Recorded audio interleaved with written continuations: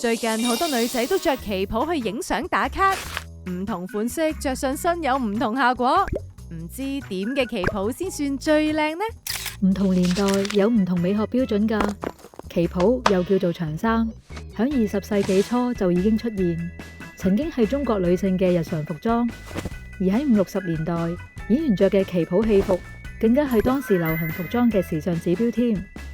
原來旗袍有咁耐歷史，咁點樣去欣賞一件旗袍？旗袍戲服又係點樣帶出角色性格㗎？其實從旗袍嘅細節位，例如剪裁、花紋、質料、工藝同裝飾風格，會見到人物展示嘅個性，仲有機會睇到件旗袍屬於咩年代添。見你咁有興趣，不如一齊玩旗袍角色估估下，睇下你對香港電影出現過嘅旗袍認識有幾多啦。我會喺 A 沓嘅卡裏面抽出旗袍戲服嘅設計細節，你就喺 B 沓嘅卡裏面揾出相關細節塑造嘅電影角色同所屬年代。答中有分，答錯就冇分。放馬過嚟啦！好啊，先嚟簡單嘅，大朵印花同埋修身設計嘅旗袍係咩角色着呢？修身即係要身材好，婀多姿啦。我見好多時電影嘅歌女甚至夜總會小姐都會着大花旗袍登場，唔通係電影《歐雲艷曲》李麗華飾演嘅野艷放蕩歌女？叻喎，第一題就答中。呢件係屬於50年代嘅旗袍，當年流行嘅大花朵印花，多數係妖艷角色所着，所以件旗袍就設計到咁修身。第二題，呢件旗袍企領設計，前胸開鈕，仲重用咗清朝龍袍官服下擺嘅海水光崖吉祥紋繡花，你又估唔估到呢？哇！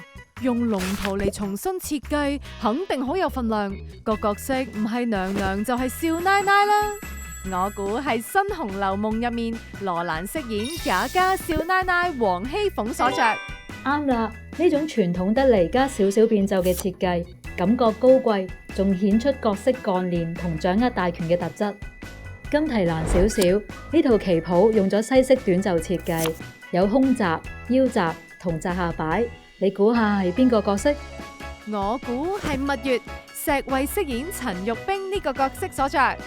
唔啱噃，你呢件似運動裝嘅設計，唔係西式短袖。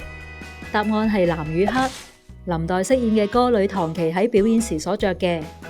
呢件旗袍用機器繡花布，係50年代流行嘅進口來佬貨，貼近50、60年代嘅時裝美學。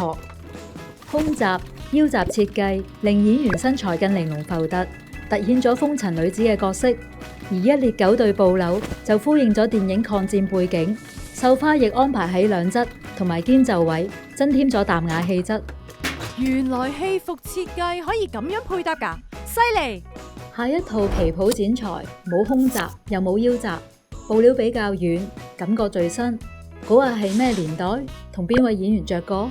呢件羅馬數字格仔印花咁特別，係張曼玉飾演阮玲玉時所着嘅。